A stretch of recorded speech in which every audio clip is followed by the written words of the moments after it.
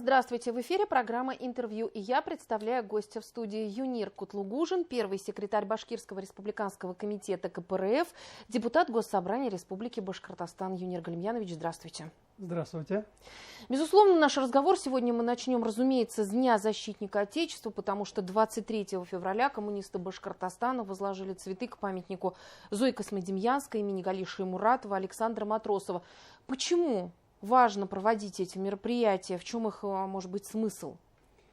Да, действительно, 23 февраля для нас, советских людей и молодежи современной России, является знаменательной датой, потому что 108 лет тому назад была организована Красная Армия, которая называлась рабоче-крестьянской.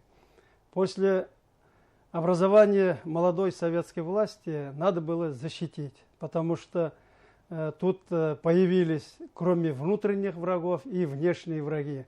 14 стран Антанты напали на молодую советскую власть, и была объявлена добровольная мобилизация солдат и офицеров. И бывшие царские офицеры и солдаты пришли на помощь советской власти, и было мобилизовано 5 миллионов человек. И Красная Армия прошла она историческую дорогу, так сказать, по своей жизни. После победы в гражданской войне потом наша страна работала в мирное время. За это время очень много было сделано для развития нашей страны, Советского Союза. Большими темпами выросла промышленность, сельское хозяйство подтянулось. Но, к сожалению, Великая Отечественная война 1941-1945 годов тоже явился экзаменом для Красной Армии. И это испытание наша Красная Армия показала себя с лучшей стороны и с военной точки зрения. И поэтому мы, сегодняшние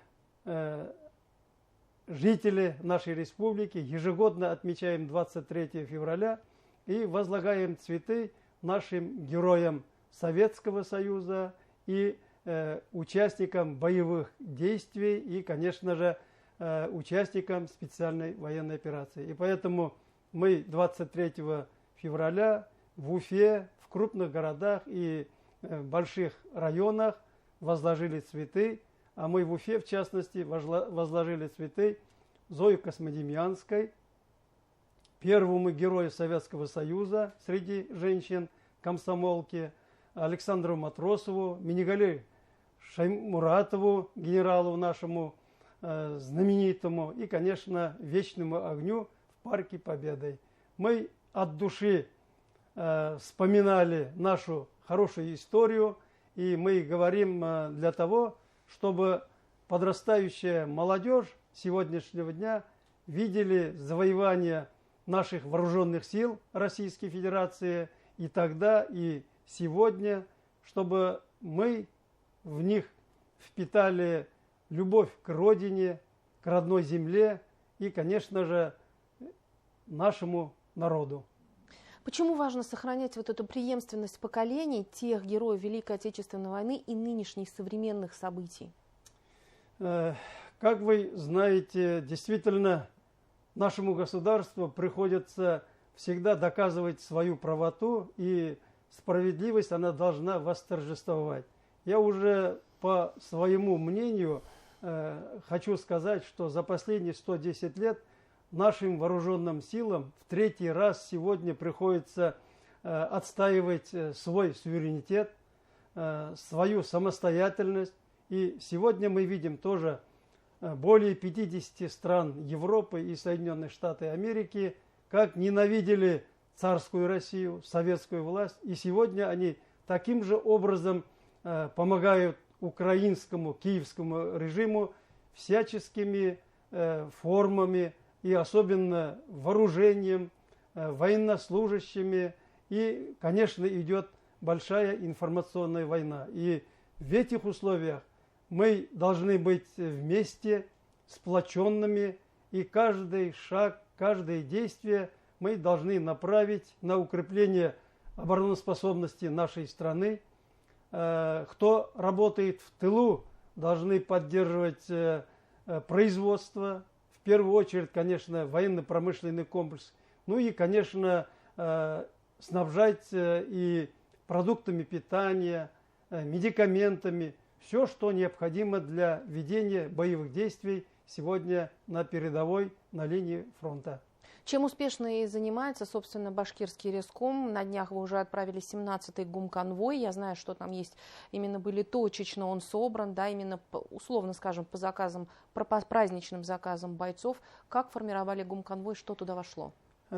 КПРФ, начиная с 2014 года, организовывает гуманитарный конвой. Центральный комитет уже отправил 150-й конвой. Мы тоже принимаем участие в этой работе. И кроме того, чтобы поддержать наших земляков, бойцов из Республики Башкортостан, мы от имени Республиканского комитета КПРФ, депутатского корпуса тоже по мере возможности скапливаем гуманитарную помощь и тоже своим ходом отправляем.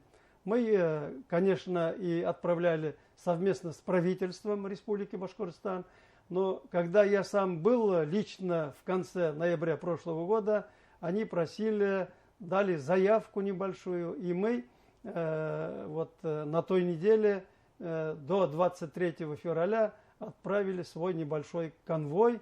Там, конечно, в первую очередь и продукты питания, теплые вещи, медикаменты и, самое главное, вот маскировочные сети, которые у нас в республике, в каждом районе, городе организованы. И в этих мероприятиях участвуют наши сторонники, коммунисты. Очень приятно видеть их, о том, что они хотят помочь, поддержать наших бойцов. И мы, встречаясь с нашими волонтерами, вот в Нуримановском районе,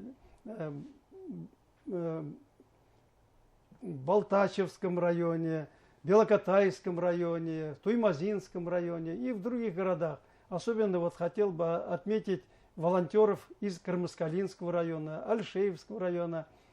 Очень приятно, когда наши женщины и мужчины вкладывают свою душу, и тем самым они вносят свой посильный вклад в нашу будущую победу.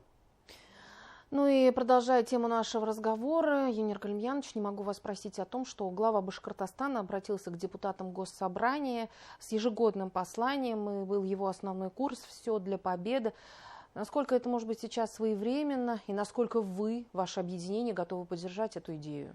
Я сам тоже участвовал на послании главы республики, и в выступлении главы нашей республики чувствовалась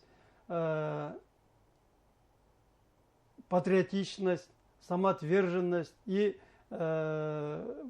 призыв такой, чтобы объединиться в такое тяжелое время и направить все для победы. И действительно, мы со своей стороны, депутаты Государственного собрания, пересматриваем свои законопроекты, которые направлены на поддержку участников СВО, их семей и особенно для поддержки погибших участников СВО. Мы прекрасно понимаем, что сегодня надо действительно мобилизоваться в единый кулак и добиваться победы.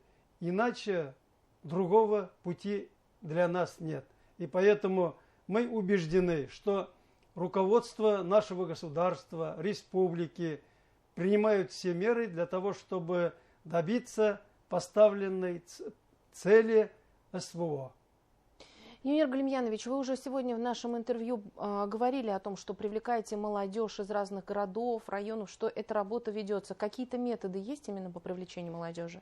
С молодежью работать надо, потому что мы сами тоже были молодыми. Когда со стороны старших есть внимание, есть призыв, мы реагировали по-своему в свое время. И сегодня молодежь, она достойная. Мы с ними встречаемся в учебных заведениях, в наших проводимых мероприятиях, спортивных, культурных.